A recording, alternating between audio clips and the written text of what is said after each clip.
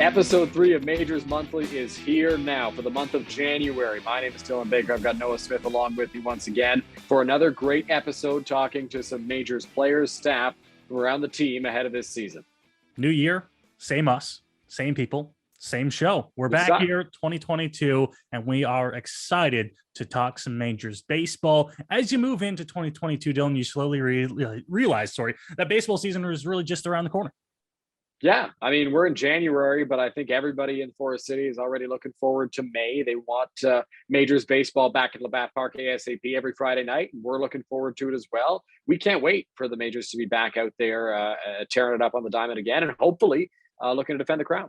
Yeah, we'll talk about that schedule, the home opener, later on when we finish off the show. First, let's talk about some signings. The Majors have some new signings here since we talked last in December. The biggest one probably being the big man himself. Cleveland Brownlee announced that he will be back in the pinstripes for this season.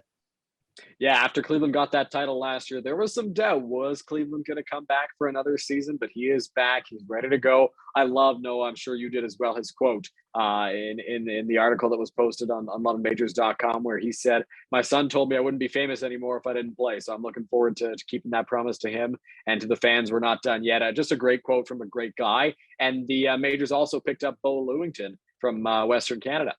Yeah, Beau coming over from Calgary, and it'll be exciting to see his arm. He played over in Australia, and now he's going to get his chance to play here in the IBL. So we're excited to see him join the team. 2 signings since we last talked. More on the way, so we'll update you on those ones as they come along. As always, make sure you check out the Majors social media channels as well as LondonMajors.com for any of the signing updates that you want to keep up on while we're still a month away in our episodes. So lots to catch up on. Let's get to our interview this week, because joining us, it is the local hometown guy himself, Chris McQueen. He's a middle infielder, outfielder. He plays just a little bit of everywhere, and he joins us now. Chris, thanks for hopping on the show. Thanks for being our guest here for Majors Monthly in January. Yep, thanks for having me, guys. It's always a pleasure. Now, Chris, we had you on Majors Quarantine Corner back when we had that show, and this is kind of a question that we've asked all of our guests when they come on. How does it feel to be one ring richer now, to have won that championship? Has it sunk in yet? How are you feeling after that?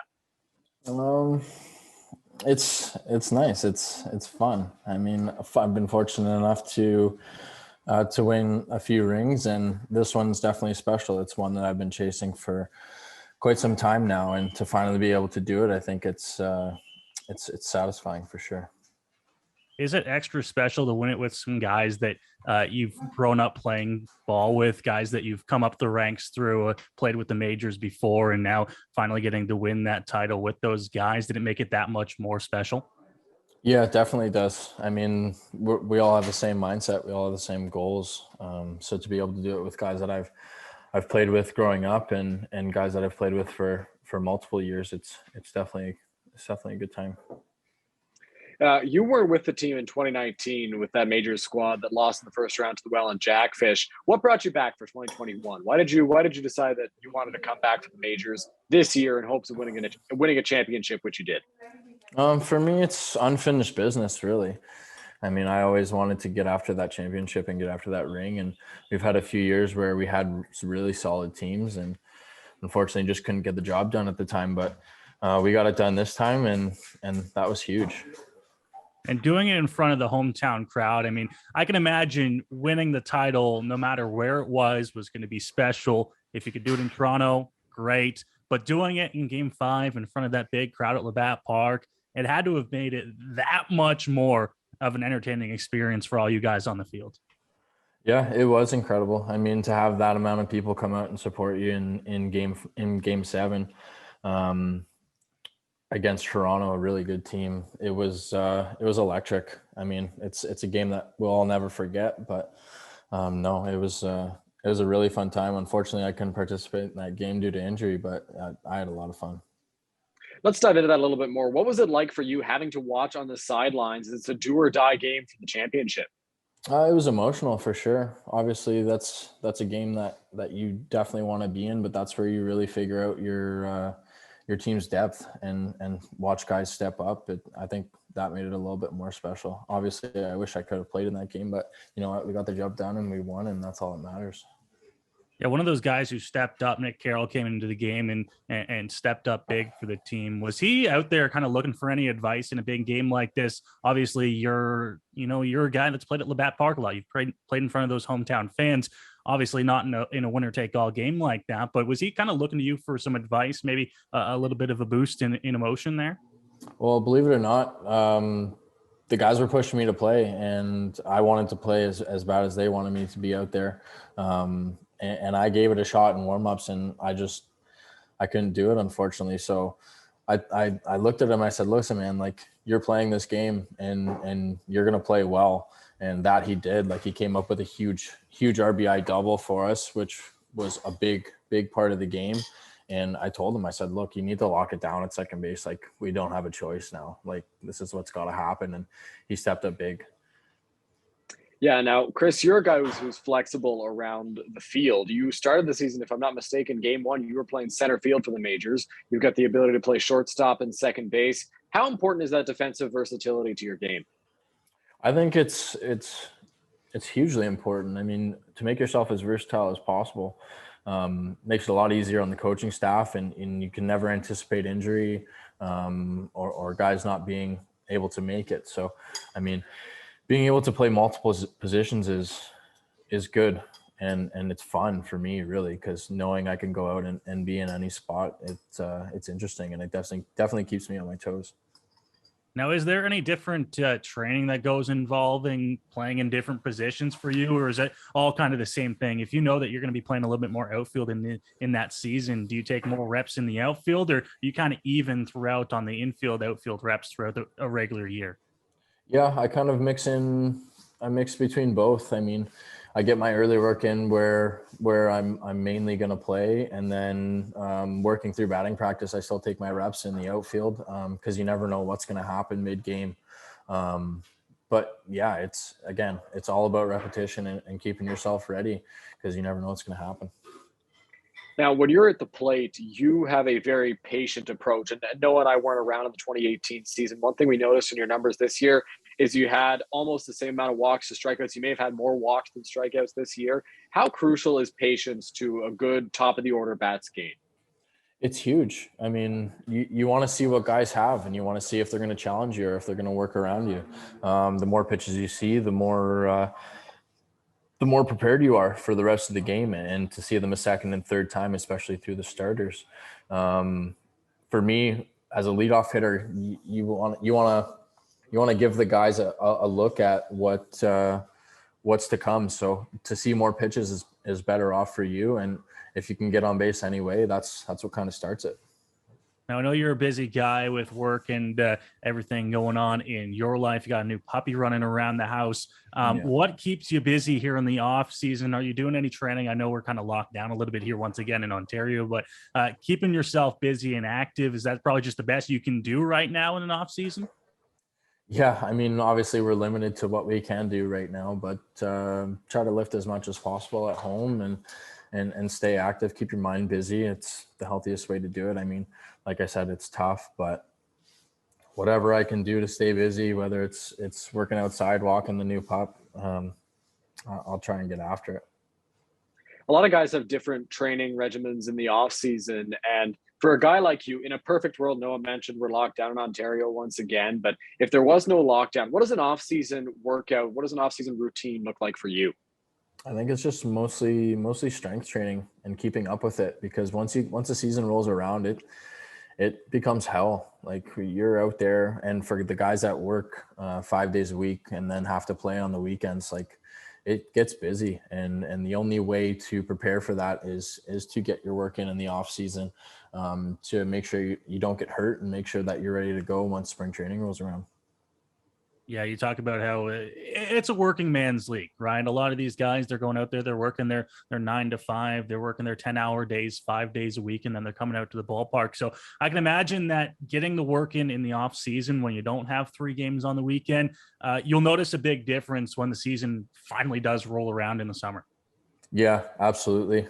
I mean, it is what it is, and we're fortunate to be able to have good baseball like this still around for guys like us, because most leagues like hockey and soccer, once you get to a certain point, it kind of fades off. And so we're definitely very fortunate for that. But you know what? Baseball after work is kind of like our getaway. It's our ability to clear our heads mentally and still enjoy something that we love.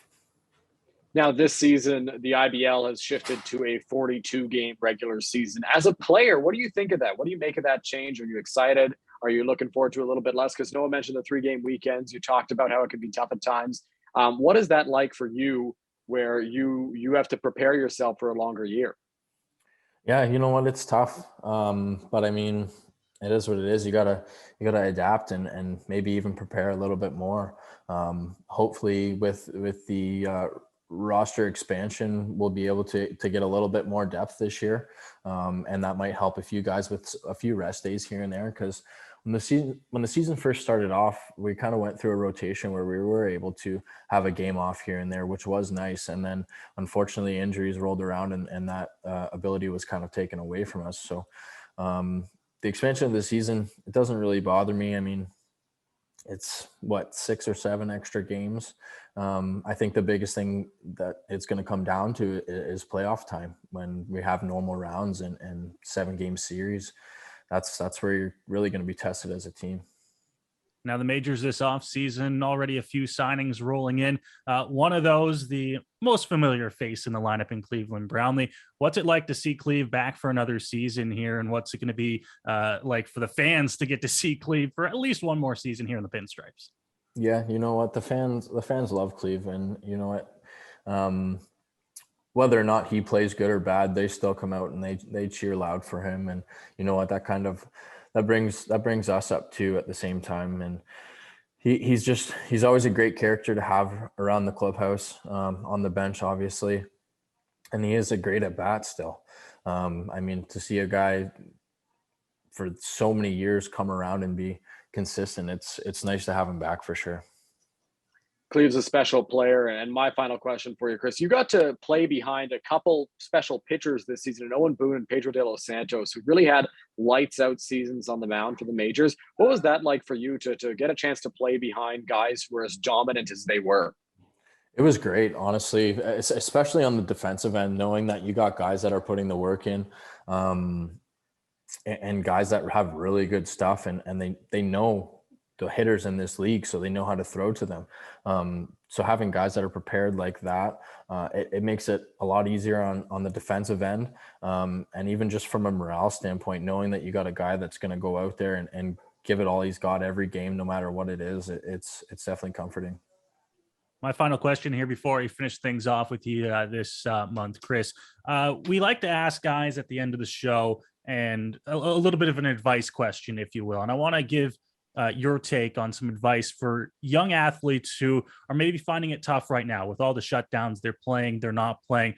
How important is it to just stay focused on the game in any way you can, whether it's throwing the ball against the wall, taking swings off a tee in the garage? How important is it to just find any way you can to just get yourself back into the reps?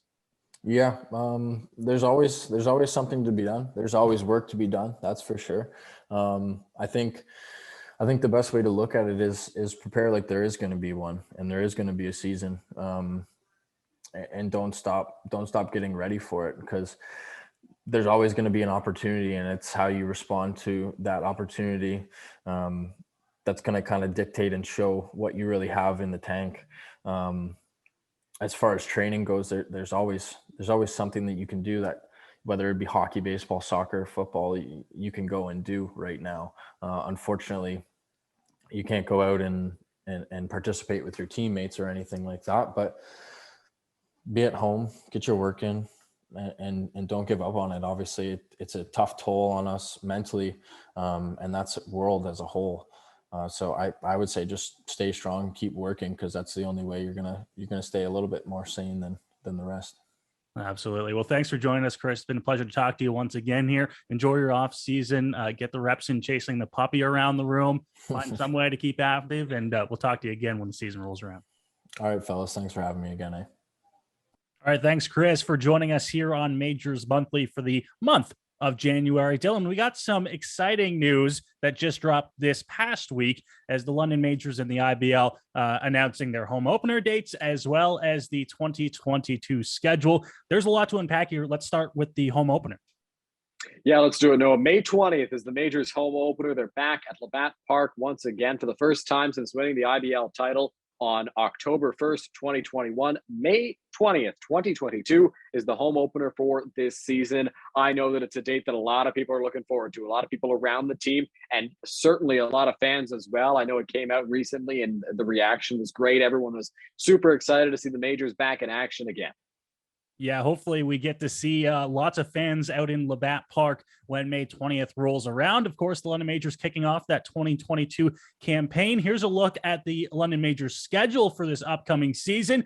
Of course, Dylan, the big thing to note is the added games this season. You'll see it there on your screen, and you see some really exciting dates that will come here in 2022 as the London Majors will kick off this season and play throughout the summer and try and add on and grab themselves another title this year. Yeah, 42 games. So with the hopeful return of Guelph this season, you'll play every team 6 times instead of some 5, some 4 as they had before. You'll play every single team in the league 6 times. That is all 7 other squads. So 42 games this season. It's definitely a step up from the 36 that we had before. And that's why the playoff series are shorter with the option to go to 7 games for the finals this year, because they do want to save on time. Obviously, it's not like these IBL teams own their fields like you would see in Major League Baseball. They still have to follow municipal regulations, and eventually the cities are going to want to close the field. So there is a time frame that they need to fit all of these games in, but the league is confident that 42 they'll be able to make happen this year. And another thing the league wanted to do this season was have the playoffs go deeper into the year than normal. Last year, we saw it in the Majors title run. They ended the championship season the first weekend of October. It was October 1st. It was a Friday night at Labatt Park. Everything was perfect. It was picturesque. Whereas in seasons prior, you'd end that probably early September. Fans really seemed to enjoy being at the ballpark throughout the month of September and into October, really gave it a professional feel. And the league thought it was great. So they wanted to bring that into the 2022 season. So we've got added games and we've got a bit of a longer season in length as well, because the playoffs are going deeper into the year.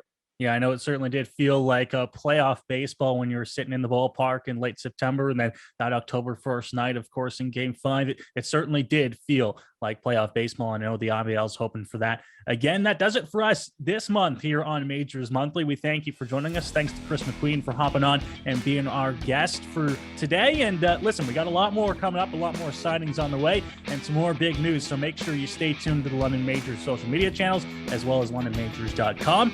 And from Dylan Baker, myself, our media manager, Matt Hiscox, we say see you next time on Majors Monthly.